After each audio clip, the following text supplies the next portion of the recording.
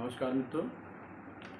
2024 लोकसभा चुनाव होने में अभी 10-11 महीना है, लेकिन हर पार्टी हर राज्य में अपने अपने ढंग से चुनावी गणित और सियासी तालमेल बैठाना शुरू कर दी है। इस बार के चुनाव में विपक्षी पार्टियां एकजुट होकर के किसी भी तरह से तीसरी बार मोदी सरकार न बने, इसके लिए सारे प्रयास करने शुरू कर दिए हैं। लोगों की एक दूसरे से बातें हो रही हैं। जो बहुत विरोधी पार्टियां हैं उनसे भी हाथ मिलाने के बारे में लोग सोच रहे हैं, समझ रहे हैं, और सारी जो नाराज़गी है अपने अंदर की जो है उसको भुला करके एक प्लेटफार्म पर सारा विपक्ष बीजेपी के खिलाफ हर राज्य में एक एक प्रत्याशी उतारने के बारे में सोच रहा है। जैसे कि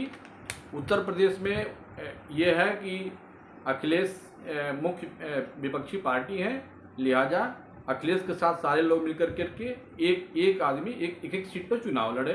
वैसे ही बिहार की स्थिति है, महाराष्ट्र में भी वही स्थिति, और तेलंगाना, उड़ीसा, आंध्र प्रदेश, कर्नाटका, सारे जगह की ऐसी स्थिति है।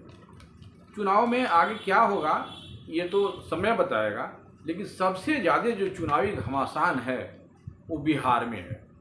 नेता से, जातियों से, और गठबंधन से महान टक्कर लेने के बारे में सब एक आतुर हैं जो है कि चुनाव आने के पहले ही एक ऐसा बिगुल बज गया है बिहार में जो कभी बनता है, कभी टूटता है। कभी लोग पास आते हैं, कभी दूर आते हैं। एक घटक बीजेपी में जाता है तो दूसरा घटक राष्ट्रीय जनता दल में और नीतीश की तरफ जाता है। और बाकी जगह तो एक राजनीतिक खींचातान जरूर है, लेकिन बिहार में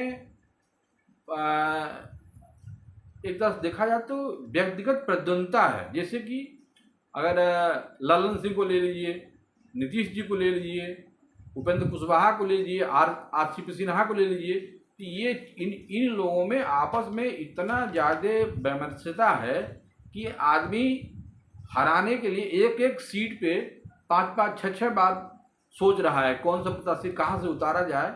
ऐसे में बिहार में जो चूँकि कई दल हैं, जो है राष्ट्रीय जनता दल है, जदयू है नीतीश कुमार का, कांग्रेस है, कम्युनिस्ट पार्टियां हैं, मांझी की अपनी पार्टी है, चिराग पासवान और पारस पासवान, इन दोनों का आपस का जो झगड़ा है, भारतीय जनता पार्टी है, उसके बाद मुकेश सहनी, इतनी फैक्टर है बिहार के चुनाव में। तो सीटों के बंटवारे को लेकर के निश्चित रूप से घमासान होगा ही होगा, वो दोनों ही पक्ष में होगा।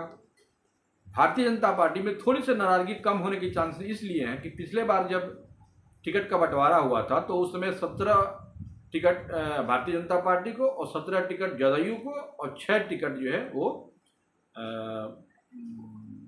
लोजपा को मिला था, चिराग के पास पार्टी को, और सारी की सारी सीटें ये लोग जीते हुए थे। इस बार क्या हुआ कि 17 सीटें जो बीजेपी ने जेडीयू को दे दिया था, अब उस 17 सीटों पे ये भारतीय जनता पार्टी के लिए प्लस पॉइंट है कि उसमें वो एडजस्ट करने की क्षमता ज़्यादा है। लिहाजा अगर दूसरा पक्ष देखा जाए महागठबंधन में, तो वहाँ जो सीटें दी गई थी कांग्रेस और कम्युनिस्ट और अन्य दोनों में जो बांटा गया था, उसमें 17 सीटों का इनका कैसे उसमें एग्जाम करेंगे लोग वहाँ पे टिकट को लेकर के और शेयर को लेकर के बंटवारे में वहाँ पे लड़ाई ज़्यादा है जो है। अब मोटे पर अगर देख लिया जाए तो जैसे कि हर राज्यों में है, जातीय आधार पे चुनाव होते हैं, तो लिहाजा बिहार भी कोई छूटा हुआ नहीं है।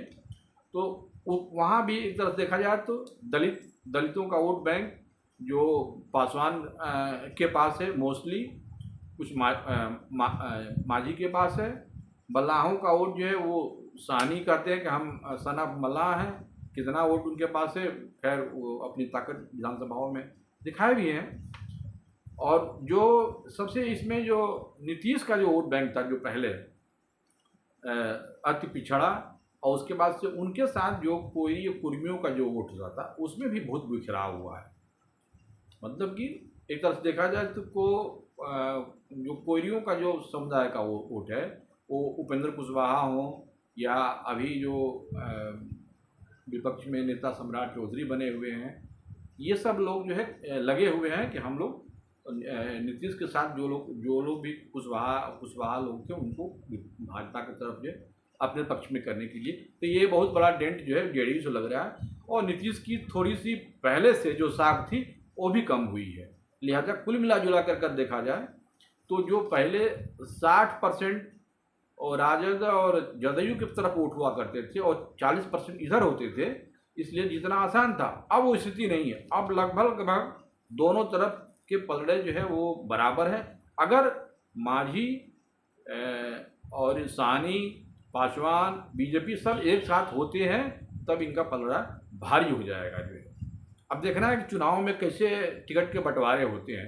तो मैं आज जो है आपके सामने भारतीय जनता पार्टी के जो मेरी जो अपनी सोच है कि किन सीटों पर उनकी अपने उम्मीदवार उतारने चाहिए और किन किन सीटों पे वो अपने गठबंधन में अगर साहनी, मांझी और कुशवाहा अगर ये सब लोग आ जाते हैं तो उनमें कैसे बंटवारा होगा। तो देखिए, मैंने 3 कैटेगरी पहले भारतीय जनता पार्टी के जो उम्मीदवार हैं होंगे और जिनकी स्थिति मजबूत होगी, वो 17 सीट ऐसी हैं जहां भारतीय जनता पार्टी बहुत ही स्ट्रांग है। उसके बाद से 5 सीटें ऐसी हैं जहां कांटे का टक्कर है, और अगर गठबंधन ये जो मैं बताऊं चारों पांचों का हो जाता है तो वह वहां इजीली जीत सकती है, और शेष 4 पे थोड़ा और मेहनत करना पड़ेगा। तो ये 26 सीट जो है वो भारतीय जनता पार्टी के अनुकूल है, जहां वो जीतने लायक है।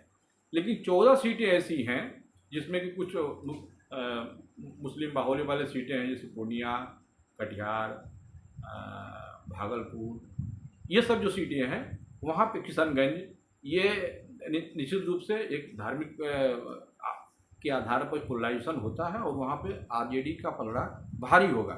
लेकिन अभी देखना है कि कैसे रणनीति जो है वो दोनों पार्टियां आपस में बनाती हैं। एक बात मैं जरूर कहूँगा, नीतीश जी टिकट बांटने में बहुत ही होशियारी करते हैं, और वो 2024 वाला चुनाव होगा तो मैं आपको अभी इस वीडियो के माध्यम से बता दे रहा हूँ कि सबसे अधिक जो भी सीटें वो 12-14 जो भी सीट लड़े उसमें सबसे अधिक जो टिकट वो बांटेंगे वो कुशवाहा को टिकट देंगे। इसलिए कि कुशवाहा बिरादरी इस समय सबसे ज़्यादा उनके पाले से निकली हुई है, लिहाजा वो टिकट बांट करके और अपने जातियों को ये संदेश देना चाहेंगे कि कुशवाहा के हम ही नेता हैं या हम ही उनका खैर ले सकते हैं। और दूसरे नंबर पे उनके जो है वो मुस्लिम कैंडिडेट होंगे, और उसके बाद बाकी सब चीज़ें होंगी, क्योंकि आरजेडी और जेडीयू जो भी मुस्लिम के जो 8-10 सीटें हैं उनमें बराबर का हिस्सा वो लेकर के चलेंगे। तो मैं आज आपको भारतीय जनता पार्टी की जो मुश्किलें हैं वो कैसे दूर हो सकती हैं और किन किन सीटों पर उसे पार्टी अपनी सीट देनी चाहिए और किन किन अन्य को देनी चाहिए, उसके बारे में मैं आज इस वीडियो में आपको बताना चाहूँगा। देखिए, मैं एक बार पढ़ देता हूँ कि कौन सी 17 सीटें हैं जो भारतीय जनता पार्टी की स्थिति यहाँ मजबूत है। उनका नाम है, पहला है वाल्मीकि नगर, पश्चिमी चंपारण, पूर्वी चंपारण, शिवहर, सीतामढ़ी, मुजफ्फरपुर, गोपालगंज, सिवान, हाजीपुर, आरा, बक्सर, पटना साहिब, वैशाली, नेवादा, सासाराम, काराकट, गया। ये जो 17 सीटें हैं इसमें जो है भारतीय जनता पार्टी की स्थिति बहुत अच्छी है। अब इसके बाद 5 सीट ऐसी हैं, सारण, मुंगेर, पाटलिपुत्र, औरंगाबाद, बेगूसराय। यहाँ भी पार्टी अगर थोड़ी मेहनत करेगी तो चुनाव यहाँ पे निकल जाएगा। इसके बाद 4 सीटें ऐसी हैं जहाँ पे कांटे का संघर्ष होगा, नालंदा, जहानाबाद, मधुबनी और दरभंगा में। अब ये कुल 26 सीटें हैं। बाकी जो 14 सीटें हैं कुल मिलाकर 40 होंगी जो है। अब इसमें ये देखना है, अब जो हमें 26 का जो मैंने अभी नाम लिया कि यहाँ की भारतीय जनता पार्टी को प्रत्याशी खड़ा करना चाहिए, इसमें ऐसे बहुत सी जगह होंगे जिन जगहों पे कहीं मांझी मांगेंगे कि नहीं ये सीट हमको जानी चाहिए, कहीं कुशवाहा मांगेंगे, कहीं पासवान मांगेंगे, और ये जो पहले जो जीती हुई हैं उनको भारतीय जनता पार्टी को देना भी पड़ेगा। तो जो शेष 26 के अलावा जो 14 है उसमें कुछ भाजपा लड़ेगी और इस जो 26 में मैं नाम गिनाया हूँ इसमें कुछ और पार्टियां लड़ेंगी। अब इसमें देखिए जो मैंने अभी 26 का नाम लिया, अब इसमें एक सीट जो गया वाली है ये माझी में लगता है कि माझी को एक सीट भारतीय जनता पार्टी देगी, इससे ज़्यादा नहीं देगी जो है। तो एक सीट गया वाली जो सीट है चूँकि वहाँ से लड़ती है चुनाव विधायकी की भी उनका क्षेत्र भी है और वो रिजर्व भी है सीट शेड्यूल टाइप के लिए, तो वहाँ से माझी को टिकट हमारे लगता है कि उसमें बहुत कुछ मुश्किल नहीं होगा। लेकिन अगर मान लीजिए माझी कहते हैं नहीं हमको दो सीट चाहिए, तो उसके लिए मेरा मानना है कि भारतीय जनता पार्टी को झारखंड में 2-3 सीटें ऐसी हैं जैसे कि राजमहल है, लोहरदगा है, गिरिडीह है, इसमें से लोहरदगा वाली सीट उनको दे देनी चाहिए अगर बहुत मांगते हैं तो, क्योंकि वो भारतीय जनता पार्टी वहाँ पे जीतने में वो उसके लिए बहुत मुश्किल है, लिहाजा सीट दे करके इनको मनाया जा सकता है। तो इसमें जो है वो माझी के में कोई दिक्कत नहीं है। अब आती है बारी उपेंद्र कुशवाहा की। तो देखिए उपेंद्र कुशवाहा जो मैंने अभी काराकट का नाम लिया था, उपेंद्र कुशवाहा की अपनी ये सीट है और ये चाहेंगे कि ये सीट हमको आए, तो काराकट की सीट जो है वो भारतीय जनता पार्टी वो उपेंद्र कुशवाहा को दे सकती है और 2 और सीट, एक जिसमें कि एक सुपौल और सीतामढ़ी, तो 3 सीट हो गई उपेंद्र कुशवाहा की। काराकट वाली सीट हो गई, सुपौल और सीतामढ़ी, और गया वाली सीट जो है वो माझी को चली गई। तो ये हो गया 3 और 1 4। साहनी के लिए मेरे ख्याल से 2 सीट से ज़्यादा साहनी का बनता नहीं है। वैसे तो भाई डिमांड आदमी कितना भी कर ले जो है, तो चूंकि वो दरभंगा के रहने वाले हैं तो 1 सीट दरभंगा को उनको दी जा सकती है। और प्लस चूँकि मल्लाहों का जो इलाका है वो नदियों के किनारे ज़्यादा हैं और इस लिहाज से महाराजगंज सिवान सटा हुआ है, ये एक तरह से कछार का बेल्ट है, तो महाराजगंज और दरभंगा ये 2 सीट साहनी को दिया जा सकता है। तो ये 3 उपेंद्र कुशवाहा, 2 साहनी, 5 और 1 ये माझी, 6 सीट तो यहाँ हो गई। बाकी जो सीटें हैं, अब मेन पेच जो है पासवान के परिवार का है। तो मेरा मानना ये है कि पासवान जैसे कि 6 सीट पर मांगने पे अड़े हैं, ज़्यादा मांग तो ज़्यादा रहे हैं लेकिन 6 भी दे दिया तो संतुष्ट हो जाएंगे। लेकिन मेरा मानना है कि दोनों ही परिवारों को 5-5 सीट देनी चाहिए। 5 सीट मतलब कि ये जो पासवान के सुपुत्र हैं चिराग पासवान को 5 सीट और 5 सीट जो है पारस पासवान को। अब इस 5 सीट में 2 सीट उनको अपने से लड़ने दिया जाए, वो अपने पार्टी से लड़ना चाहें तो लड़ने दिया जाए, और जो 3 सीटें हैं वो भारतीय जनता पार्टी अपने सिंबल पर लड़ाए। तो 5-5 करके कि ये 10 हो जाएगी और ये 5 और 3 ये 8 और 2 ये भाजपा की, यानी कि ये 26 के बाद जो 14 सीटें होती हैं इसमें ये बढ़ जाएंगे, तो ये बड़े आसानी से बढ़ जाएंगे। अब ये होता है कि अब कि जो कॉन्स्टिट्यूंसियाँ जो रिजर्व हैं शेड्यूल कास्ट वाली, अब उसमें एक तरह से वो आपस में लोग लड़ेंगे कि हमको ये सीट मिलनी चाहिए, हमको ये सीट मिलनी चाहिए। तो मेरा मानना ये है कि चिराग पासवान को गोपालगंज, हाजीपुर और जमुई की 5 सीटें जो शेड्यूल कास्ट की रिजर्व हैं, 5 में 3 उनको दे देनी चाहिए और 2 रिजर्व वाली सीट, एक समस्तीपुर और दूसरी सासाराम, ये पारस को दे देनी चाहिए। तो ये 5 जो है जो रिजर्व सीटें हैं बढ़ जाएगी और एक तो मान लीजिए कि शेड्यूल टाइप वाला है वो बटाई हुआ है। अब इसके अलावा जो शेष 2 जो इनको बटेगा चिराग पासवान को, वो एक बांका ले ले और एक जमुई ले ले, तो 5 इनका पूरा हो जाएगा। और इनको देखा जाए अगर पारस के लिए तो जहानाबाद वाली जो सीट है और कटिहार वाली, ये 2 सीट जो है इनको भारतीय जनता पार्टी के सिंबल पर अपना प्रत्याशी ये खड़ा कर सकते हैं। और अररिया वाली सीट भी वो भारतीय जनता पार्टी की, यानी 3 सीट उधर हो जाएगी और 2 सीट मैंने बता दिया, तो 5-5 ये करके इन लोगों की दोनों की बराबरी हो जाएगी। और जो सीटें मुस्लिम बाहुल्य इलाका है, उसमें भारतीय जनता पार्टी के लिए भागलपुर, पूर्णिया और किशनगंज, ये तीन जगह पे भाजपा चुनाव लड़ेगी। और झज्जरपुर भी भाजपा लड़ेगी, उजियारपुर और मधेपुरा। तो इस तरह से कुल 40 ये सीटें हो जाती हैं। मैं एक बार इसको आपको कौन कौन कहाँ से लड़ रहा है मैं पढ़ दे रहा हूँ, आप सुन लीजिए।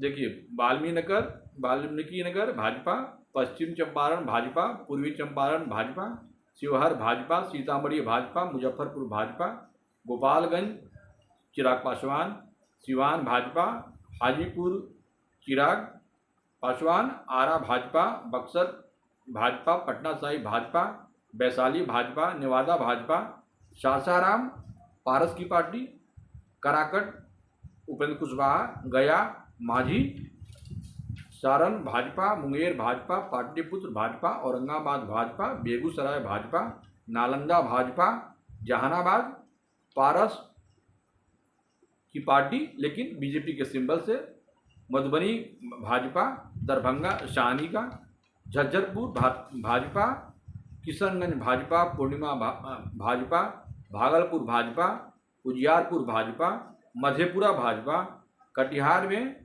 यहाँ भी ये पारस की टीम की सीट होगी लेकिन भारतीय जनता पार्टी के सिंबल पर लड़ेगी जो है।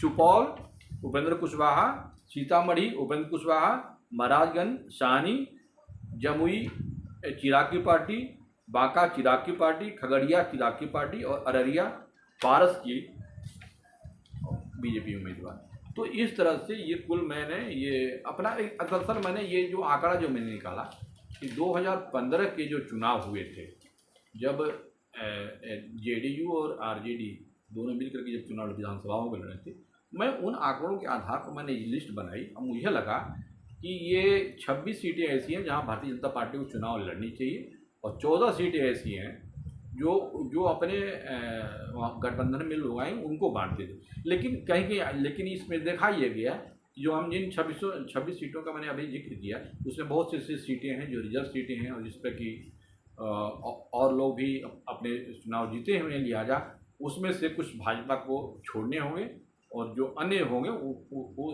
रिशफल होंगे।